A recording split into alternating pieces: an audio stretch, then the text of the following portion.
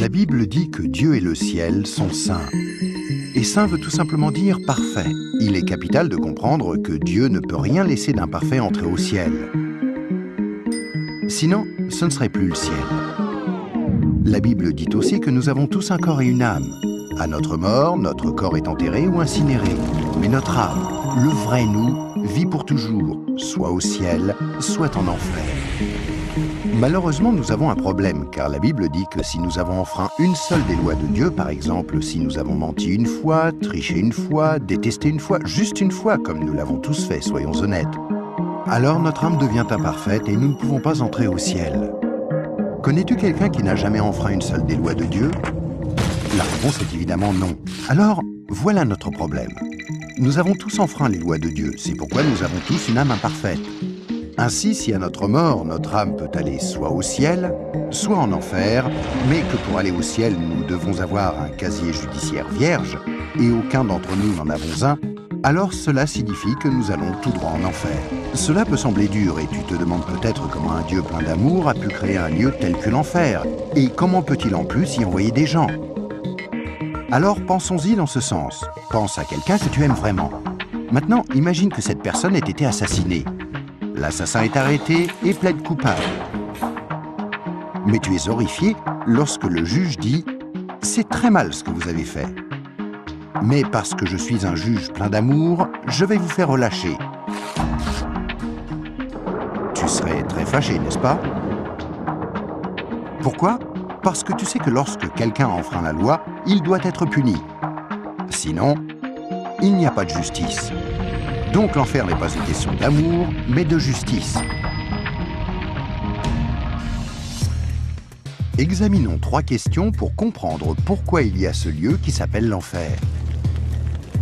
As-tu déjà menti une fois dans ta vie? La réponse est sûrement oui, même si ce n'est qu'un petit mensonge. Si tu as menti une seule fois, alors tu es coupable de mensonge.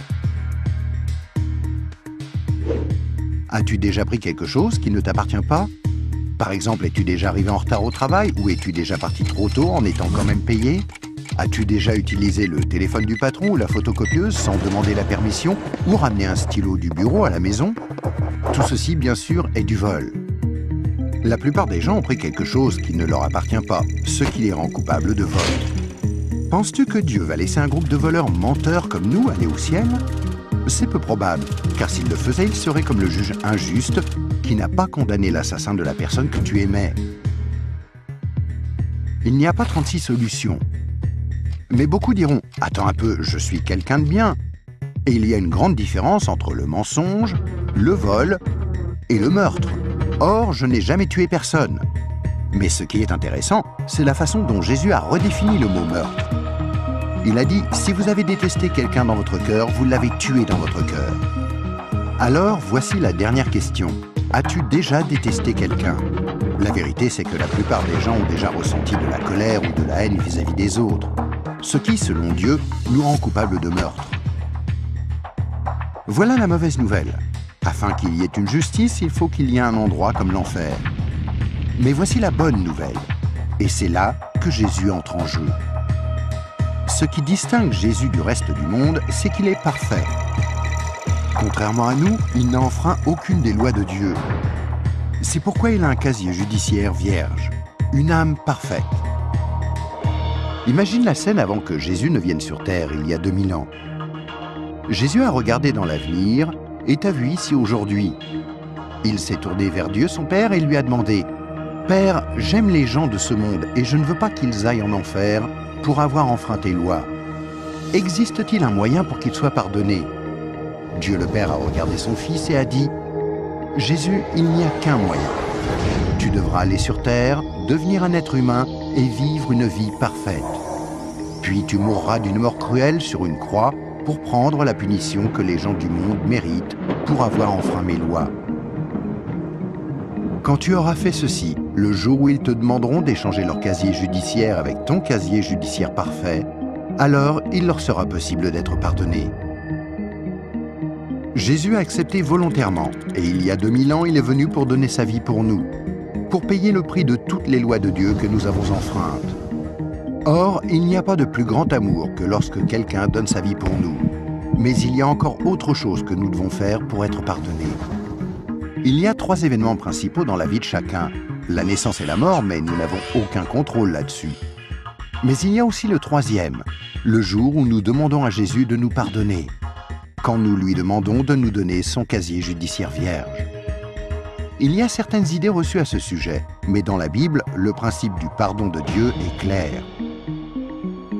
Nous ne sommes pas pardonnés en étant baptisés ou confirmés, ni même en priant occasionnellement, ou en allant à l'église, ou en croyant en Dieu, ou en essayant d'être bons. Ce sont toutes de bonnes choses, mais aucune ne nous accorde le pardon. Jésus a dit qu'il y a 2 choses que nous devons faire pour être pardonnés.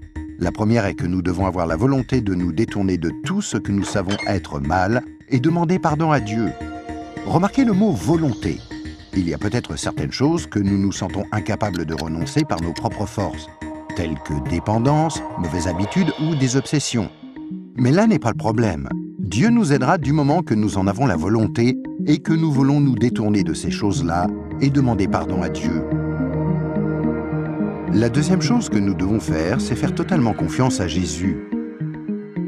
Si Dieu t'a créé, ainsi que l'univers tout entier, ne penses-tu pas qu'il mérite d'être la personne au centre de ta vie?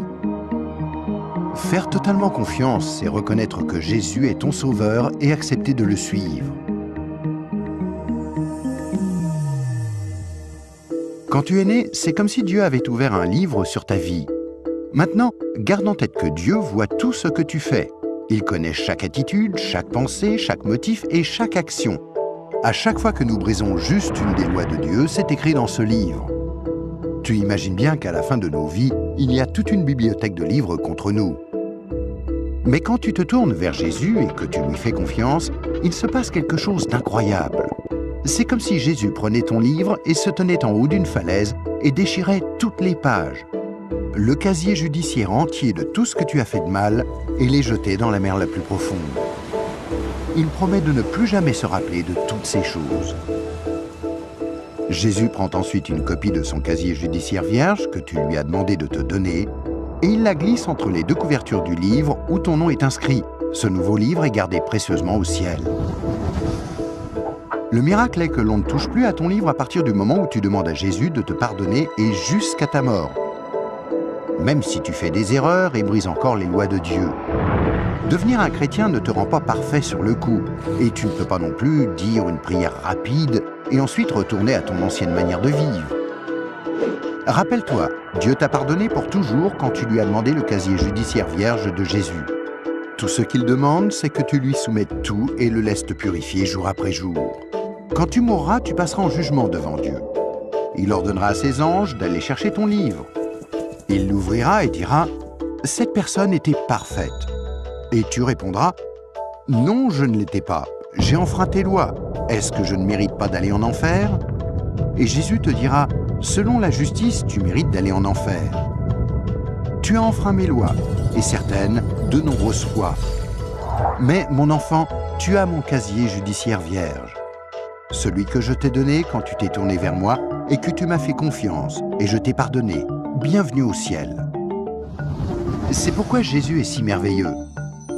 Grâce à lui, il est possible que chacun, peu importe les erreurs commises, soit pardonné et entre un jour au ciel. Imagine que tu ne te sois jamais tourné vers Jésus. Pense à ce qui pourrait arriver. Quand tu mourras, tu iras devant Dieu lors du jugement et Dieu te dira « Je suis désolé, je ne peux pas te laisser entrer au ciel, je dois t'envoyer en enfer. Tu ne m'as jamais demandé de te pardonner. Je t'aimais tellement que j'ai tenté par 6 façons différentes d'attirer ton attention. Premièrement, je suis mort sur la croix pour prendre sur moi ta punition. Deuxièmement, quelqu'un t'a expliqué d'une manière simple que tu pouvais être pardonné. Troisièmement, il y avait des églises à travers le monde. Certaines étaient bonnes, d'autres moins bonnes. Tu aurais pu trouver les bonnes. Quatrièmement, je t'ai donné une conscience pour que tu distingues le bien du mal. Cinquièmement, j'ai créé un monde si beau. Comment as-tu pu ignorer ma présence? Et sixièmement, je suis ressuscité des morts, afin de prouver que je suis Dieu, et que tout ce que j'ai dit était vrai. Mais tu n'as encore rien fait. Je suis désolé, je ne peux pas te laisser entrer au ciel. Je dois t'envoyer en enfer. Et toi, si tu meurs ce soir, où iras-tu? Rappelle-toi, pour entrer au ciel, il faut un casier judiciaire vierge, que tu ne peux avoir sans avoir demandé à Jésus de te donner le sien. Afin de recevoir ce don gratuit, tu dois faire seulement 2 choses. Tout d'abord, tu dois vouloir te détourner de tout ce qui est mauvais dans ta vie et demander pardon à Jésus. Et deuxièmement, tu dois faire totalement confiance à Jésus. À moins de faire ces 2 choses, il t'est impossible d'être pardonné et à ta mort, il te sera impossible d'entrer au ciel. Ce qui est affreusement triste, parce que c'est la raison pour laquelle Jésus est mort pour toi.